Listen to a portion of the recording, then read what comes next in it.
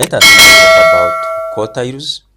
So we shall be saying a quartile is a value that divides given values into 4 equal parts.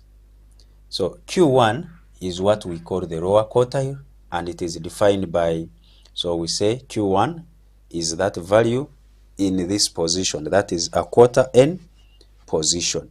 So that value is obtained like the same way we obtain median. So we look at the cumulative frequency. Where do we locate this position? And the value that corresponds to that position is the value that will give us the lower quartile. So the same way we did in obtaining the median is the same way we shall follow to get the quartiles. So for quartiles, you are dividing your population into 4 equal parts. So we have got the lower quartile, which can be obtained by getting 1 over 4 of n. So that position will give you the lower quartile. Then we have got Q3. Q3 is the upper quartile. Q3 is the upper quartile.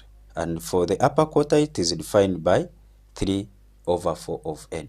So that value that is within this position, 3 over 4 nth position, is the value that we shall call Q3. So Q3 is 3 over 4 nth value, where n represents the sum of all other variables.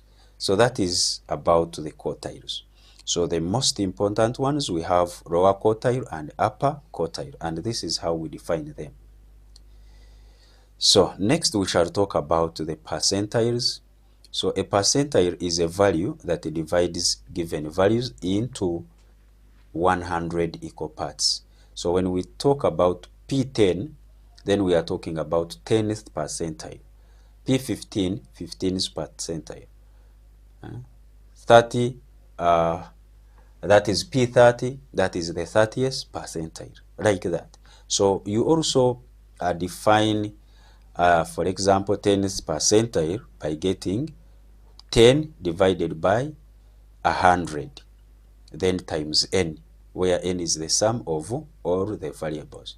So P10 is the 10 out of 100 nth value, meaning the same way we located the median is the same way we shall use to locate this. So we'll go to the cumulative frequency column and locate for this position, and that value, the value or the variable that corresponds to this position is the one that will be our P10. Then likewise, you can define P85 as the 85th percentile, and it is defined by getting 85 over 100 of nth value. So that 85 over 100 nth value is the value which we call the P85 or the 85th percentile. So n remains the sum of all other variables. So that is percentile. We can talk about deciles. So a decile is a value that divides given values into 10 equal parts. So when you say like D7, so that one, it means this, the 7th decile, and it is defined by 7 over 10 of nth value. So that value that is within this given position is the one we call the D7. So it can be D2, it can be D3. So the same way we are defining this will be the same way we shall define D2, D3, and so forth. Okay, so having looked at that, let us now talk about some of the examples. So our example number 1 says the table below shows the marks obtained by 20 students in a test that is marked out of 20. So we are given the marks, we have the number of the students. So the marks, this one here will be representing our x, and this one here will be representing our frequency. So we shall construct the table having x and f. And after that, we need to find the min-max, we need to find the standard deviation, we need to find the 60th percentile and interquartile range. So let us see how best we can obtain that.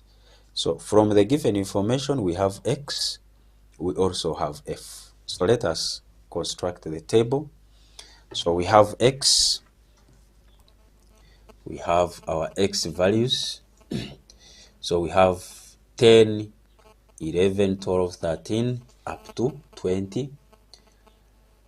11, 10, 11, up to 20. Then we have this as our frequency. So that is 1, 2, 2, 2 again, 2, then 4, then 2, then 17 has 1, 18 has 2, 19 1, and 20 is also 1. So the total here, that is the total F, we are getting 1, plus 2, that is 3, 5, that is 7, that is 9, that is 13, 15, 16, 18, 19, and 20.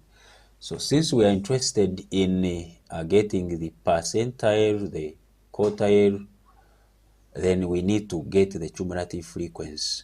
So as we said, cumulative frequency begin with the first given frequency, so that is 1, 1 plus 2, that is 3, 3 plus 2, that is 5, 5 plus 2, you will get 7, 7 plus 2, you will get 9, 9 plus 4, you will get 13, 13 plus 2, you will get 15, 15 plus 1, you will get 16, 16 plus 2, you will get 18, 18 plus 1, you will get 19, 19 plus 1, you will get 20.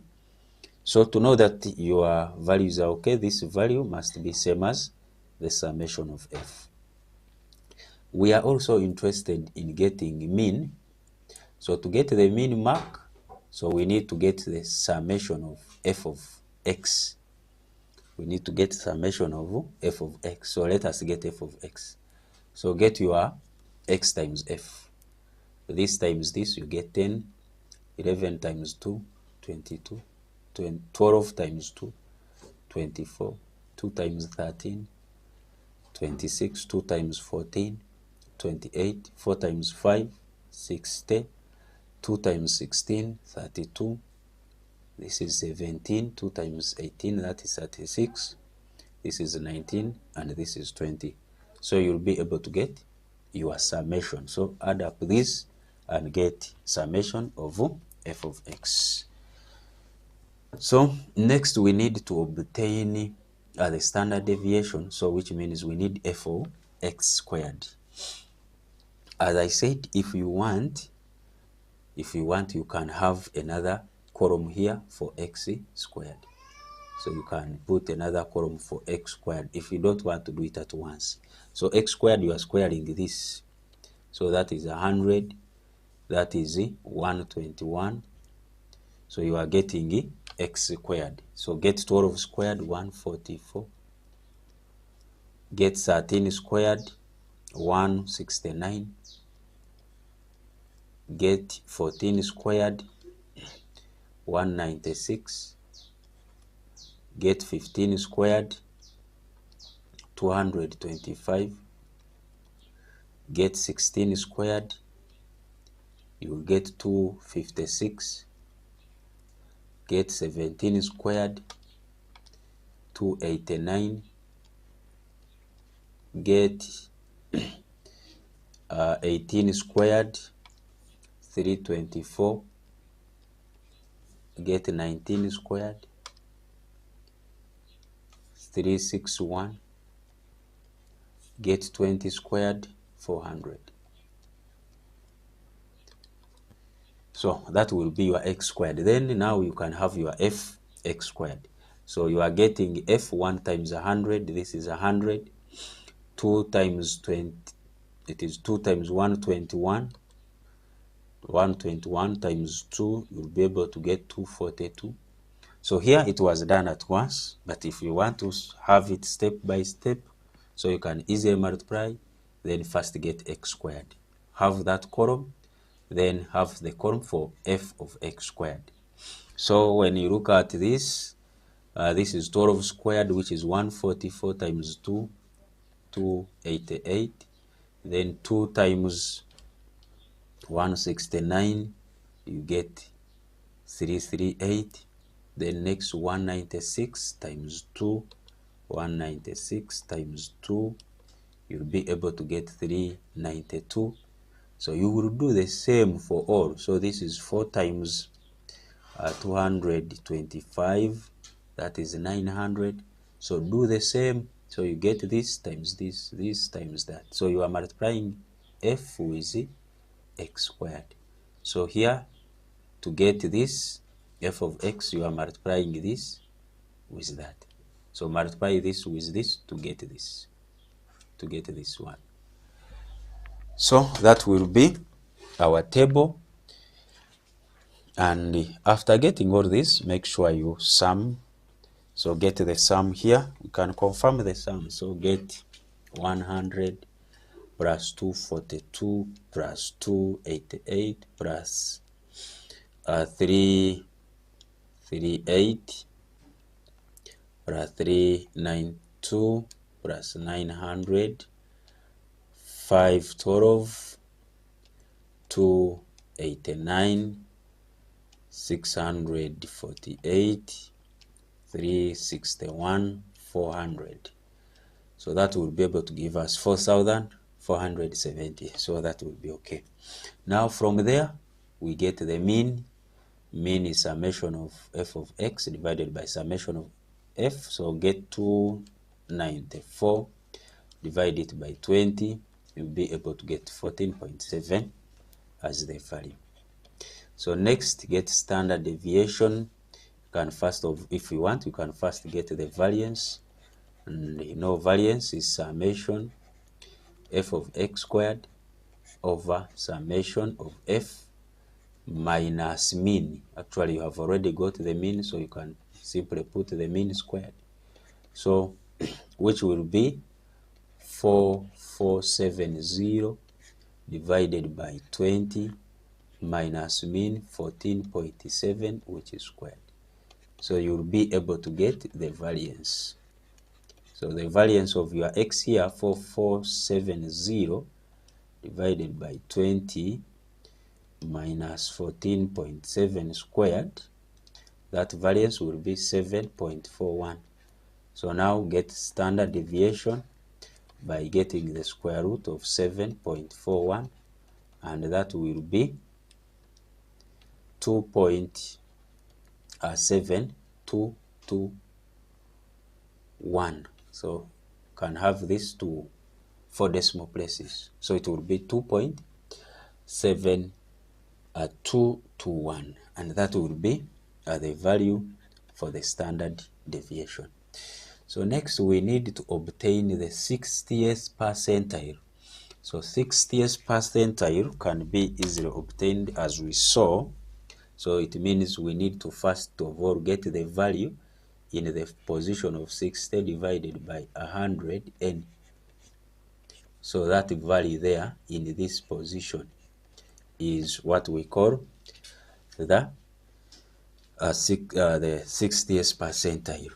So how do you get that? So you get 60 divided by 100 times n. Our n was the total summation of f, or the total f is 20. So you multiply by 20. So this goes, and this will give you 12. So this will be the position where you have this value. So 12's position will be obtained from the cumulative frequency. So go to the cumulative frequency and obtain that. So cumulative frequency, where do we have 12? 12 is above 9, but below 13. So 12 is here. So the 12 is between 9 and 13. So 12 cannot lie in 9. So 9 only takes those values which are equal to 9 or less than 9. So 12 will be in 13. So 12 will be located in 13. So the value which is there is 15. So 60th percentile will be 15. So that will be the answer. So after obtaining the 12's value, from the cumulative frequency 12's position value, then that value will be 15, and that will be the answer. Then we need to look at the interquartile range. Interquartile range is the same as getting the upper quartile minus lower quartile. So we need to get the upper quartile and lower quartile. So how do we get the upper quartile?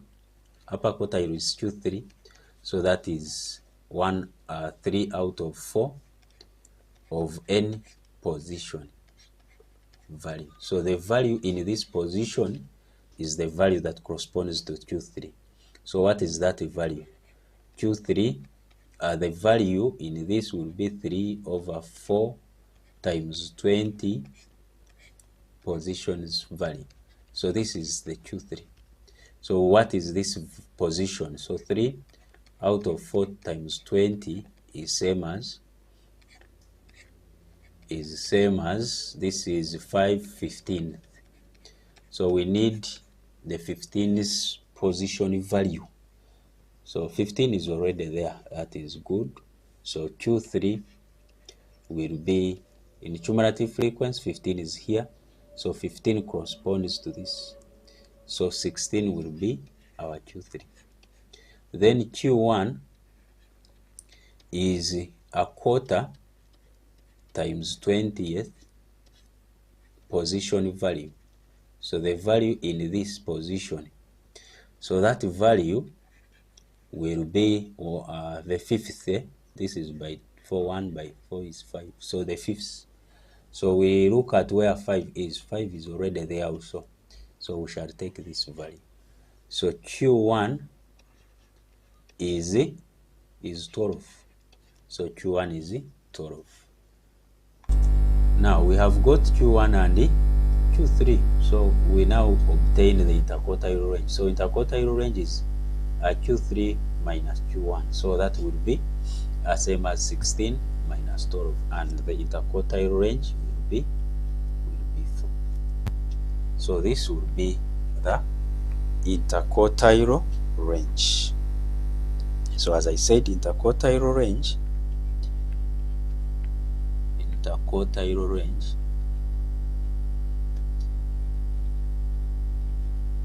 is same as getting Q3 minus Q1. In the case they say semi-interquartile range, so this you get the interquartile range, you divide this by 2. So that is about the interquartile range and the semi-interquartile range.